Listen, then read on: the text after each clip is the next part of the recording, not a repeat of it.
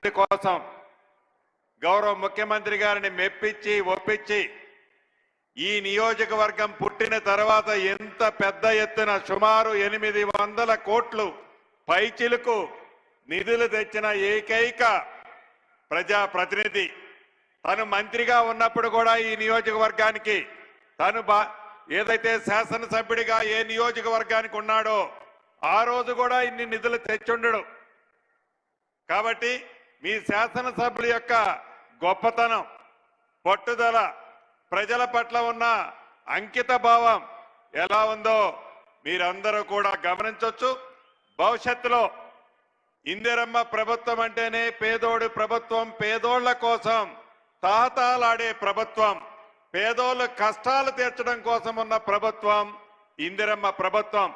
ఇటువంటి మన ఇందిరమ్మ ప్రభుత్వంలో మన నాయకులు రేవంత్ రెడ్డి గారి నాయకత్వంలోని మన ఇందిరమ్మ ప్రభుత్వం చెప్పిన మాటలే కాకుండా చెప్పని అనేక అంశాలని రాష్ట్ర ఆర్థిక పరిస్థితి బాగలేకపోయినా ధనిక తెలంగాణ రాష్ట్రాన్ని 8,19,000 కోట్లు ఆనాటి పెద్దలు, అది కార్పొరేషన్ల ద్వారా కావచ్చు, సింగరేణి కావచ్చు, FRBM నామ్స్ లో కావచ్చు, ఇతరత్ర అప్పిస్తున్నోడే పాపం ధనిక తెలంగాణ రాష్ట్రమని సొల్లు మాటలు చెప్పి రాష్ట్ర ప్రజలని మభ్యపెట్టి, దేశంలో ప్రజలందరినీ మభ్యపెట్టి దొరికిన కాడికి ఎక్కడ దొరికితే ఎంత వడ్డీకి దొరికినా డబ్బు తెచ్చి కొల్లగొట్టి ఆ డబ్బులో 1,00,000 కోట్లు పైగా ఆ కుటుంబం ఖాతాల్లో ఈనాడు జమ చేసుకున్న మహానుభావుడు అప్పు చేసిపోతే మన ఇందిరమ్మ రాజ్యం వచ్చిన 15 నెలలలో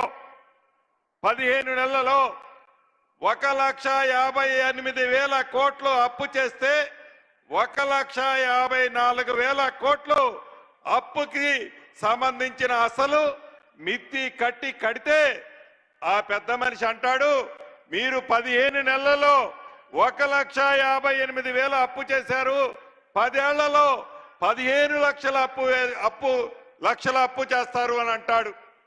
నువ్వు అధికారము కాంగ్రెస్ ప్రభుత్వం నుంచి నువ్వు అధికారం తీసుకున్న నాడు, రాష్ట్ర విభజన జరిగిన నాడు ధనిక తెలంగాణ రాష్ట్రంగా నువ్వు తీసుకుంటే ఏ అప్పులకి అసలు మితి నువ్వు ఆనాడు కట్టాల్సిన అవసరం రాలే. కానీ ఈనాడు ప్రతి నెల 6,500 మనం తిన్నా తినకపోయినా, మన అవసరాలు ఉన్నా లేకపోయినా అసలు మితి కడితేనే దేశంలో మన రాష్ట్రానికి గౌరవం ఉంటుంది. ఆ పరిస్థితి తీసుకొచ్చింది ఆ పెద్ద మనిషి. నిన్న మొన్న చూశారు, ఈ 15 నెలల్లో అసెంబ్లీ జరిగేటప్పుడు ప్రధాన ప్రతిపక్ష నాయకుడు అని చెప్పుకుంటున్న ఆ పెద్ద మనిషి 2 సార్లు అసెంబ్లీకి వచ్చాడు. నోరు ఇప్పితే ఏ ముత్యాలు రాలతాయనో, ఆ మాట్లాడితే నిజాలు ఎక్కడ చెప్పాల్సి వస్తుందనో అసెంబ్లీకి రాడు. అసెంబ్లీకి వస్తే సమాధానము ఉండదు. ఇక వాళ్ళ తొత్తుని కౌరవ సైన్యాన్ని అసెంబ్లీకి పంపిస్తాడు. మొన్న చూశారు మీరందరూ, దళిత స్పీకర్ అని కూడా లెక్క చేయకుండా అహంకార పూరితంగా బీఆర్ఎస్ పార్టీ నాయకులకి సూచనలు ఎవరిస్తారా అంటే ఆ పెద్ద మనిషి కేసీఆర్ గారు ఇస్తాడు. ఆ సూచనల ప్రకారం అహంకార పూరితంగా దళిత స్పీకర్ అని కూడా చూడకుండా ఎలా అసభ్యంగా మాట్లాడారో తెలంగాణలోని ప్రతి బిడ్డ గమనించాడు. అదే వారు పరిపాలన చేసే నాడు మన శాసనసభ్యులు, కాంగ్రెస్ శాసనసభ్యులుగా కోమటిరెడ్డి వెంకటరెడ్డి గారు మిగతా మిత్రుల్ని వట్టి పుణ్యానికి శాశ్వతంగా శాసనసభ సభ్యత్వమే ఆనాడు రద్దు చేశారు. నిన్న మొన్న గౌరవ ముఖ్యమంత్రి గారు ఈ రాష్ట్రంలో జరుగుతున్న పరిస్థితిని గురించి, ప్రధాన ప్రతిపక్ష పాత్రని ఆ పెద్ద మనిషి ఎలా నిర్వహిస్తున్న దాని గురించి అనేక విషయాల గురించి క్షుణ్ణంగా చెప్పారు. కానీ అది వినే ఓపిక కూడా లేదు. వారు చెప్పేది తప్ప మన వినాల తప్ప మనం చెప్పేది వాళ్ళు వినే ఓపిక వాళ్ళకి లేదు. అదే ఎక్కడ వినాల్సి వస్తుందో అని, ఎక్కడ నిజం చెప్పాల్సి వస్తుందోనని అసెంబ్లీ నుంచి ఎప్పుడు గేటు దాటి బయటపడి బయట సొల్లు మాటలు మాట్లాడాలని తాపత్రయపడుతున్నారు బావమరుదులిద్దరు. ఇది నిజం. తెలంగాణ ప్రజల ప్రతిదీ గమనిస్తున్నారు. నిజం. ఎన్నికల ముందు ఆనాటి పిసిసి అధ్యక్షులు గౌరవ ఈనాటి ముఖ్యమంత్రి రేవంత్ రెడ్డి గారు మేమందరం ధనిక తెలంగాణ రాష్ట్రమని నువ్వు చెబుతుంటే రాష్ట్ర ఖజానాలో ఎన్ని వేల కోట్లు నిధులున్నాయనో మేము అనుకున్నాం. పరిపాలనలోకి వచ్చిన తర్వాత తెలిసింది నీ అసలు భాగోతం. 8,19,000 కోట్లు అప్పు మా నెత్తిన పెట్టి సుమారు 1,00,000 కోట్ల పైగా దోచుకొని ఆ దోచుకున్న డబ్బుతో అహంకారంతో ఎర్రబీగుతూ ఇందిరమ్మ ప్రభుత్వం అని ఇందిరమ్మ ప్రభుత్వాన్ని తెలంగాణ ప్రజలు దీవిస్తే ప్రభుత్వం వచ్చిన 10 రోజుల నుంచి మిమ్మల్ని దింపుతాం వీళ్ళు వస్తున్నారు నా పార్టీలోకి వాళ్ళు వస్తున్నారని లీకులిస్తూ డబ్బుందనే అహంకారంతో ఇందిరమ్మ ప్రభుత్వాన్ని కూలగొట్టాలని తాతాలాడుతూ అధికారం కోసం కుట్రాలు పన్నిన మీరు ఈనాడు నిత్యము ప్రజల మధ్యనే ఉంటూ ప్రజల కోసం సుమారు రోజుకి 16 గంటలు కష్టపడుతున్న గౌరవ ఈ ముఖ్యమంత్రి గారిని ఈ కేబినెట్ ని ఈ సభ్యులని విమర్శించడమే ధ్యేయంగా పెట్టుకొని గుడ్డ కాల్చి మీదేయడమే ధ్యేయంగా పెట్టుకొని అభివృద్ధిని మంచనే సంస్కృతి లేకుండా అభివృద్ధిని అభినందించకపోయినా కనీసం ఇంగిత జ్ఞానం లేకుండా ఏ రకంగా ఈ గడిచిన 15 నెలల నుంచి ఎలా నడుస్తున్నారో మీరందరూ గమనిస్తున్నారు. 2 సార్లు బుద్ధి చెప్పారు, అసెంబ్లీలో చెప్పారు, పార్లమెంట్ లో గౌరవ ముఖ్యమంత్రి గారు అన్నట్లు పెద్ద గుండు సున్నా ఇచ్చారు. అయినా సిగ్గురాల. అయినా 2 సార్లు కర్రు కాల్చి ఓతబెట్టినా ఇంకా జ్ఞానం రాల. ఊహల్లో తేలతూ మళ్ళీ మేమే ప్రభుత్వం వస్తుందని పగటి కలలు కంటూ కాలయాపన చేస్తూ ప్రజలను మభ్యపెడుతూ ఈనాటి ప్రతిపక్షం ఎలా నడుస్తుందో మనం చూస్తున్నాం. ప్రతిపక్షం అంటే ప్రతిపక్ష నాయకుడు అంటే అసెంబ్లీకి రావాలి. అపారమైన అనుభవం ఉందని చెప్తున్నాడు ఆ పెద్ద మనిషి. 80,000 పుస్తకాలు చదివానని చెప్తుంటాడు ఆ పెద్ద మనిషి. ఏ రోజైనా అసెంబ్లీకి వచ్చి ఇలా చేద్దాం అలా చేద్దామని ఏ రోజు సూచనలు ఇవ్వాలా? ఎక్కడైతే విధ్వంసం జరుగుద్దో, ఎక్కడైతే ప్రమాదం జరుగుద్దో, ఎక్కడైతే ఇబ్బంది జరుగుద్దో అక్కడికి పోయి డాన్స్ చేస్తుంటారు ఆనందంతో.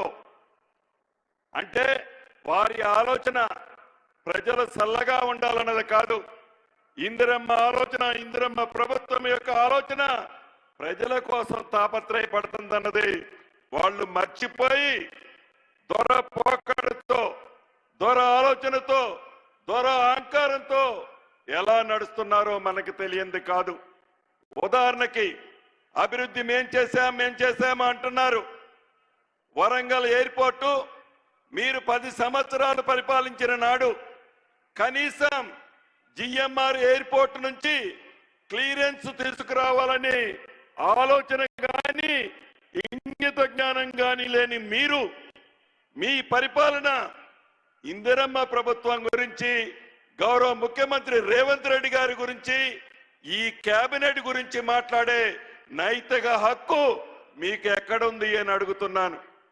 నిన్న అసెంబ్లీలో ఆనాడి నీటిపారుదల శాఖ మంత్రి హరీష్ రావు గారు అంటాడు, గోదావరి పరివాహక ప్రాంతంలో వేలాది ఎకరాలు రైతులు పంటలు ఎండిపోతున్నాయని అంటాడు. దానికి కారకులు ఎవరండి? దానికి కారకులు ఎవరు? కాళేశ్వరం కట్టి మా అద్భుతంగా అని కట్టామని చెప్పి 7 ఇంతలే కాదు కాళేశ్వరం 8వ ఇంతని చెప్పిన మీరు కట్టిన 2వ సంవత్సరమే కూలిపోతే దాని మీద సుమారు 1,10,000 కోట్లు మీరు ఖర్చు పెట్టామని చెప్పి బొక్కితే ఆ అప్పునంతా ఈనాడు సామాన్య ప్రజలు తెలంగాణ బిడ్డలు కడుతున్నారు. గోదావరి పరివాహక ప్రాంతాల్లో పంటలు ఎండిపోవడానికి కారకులు మీరు కాదా?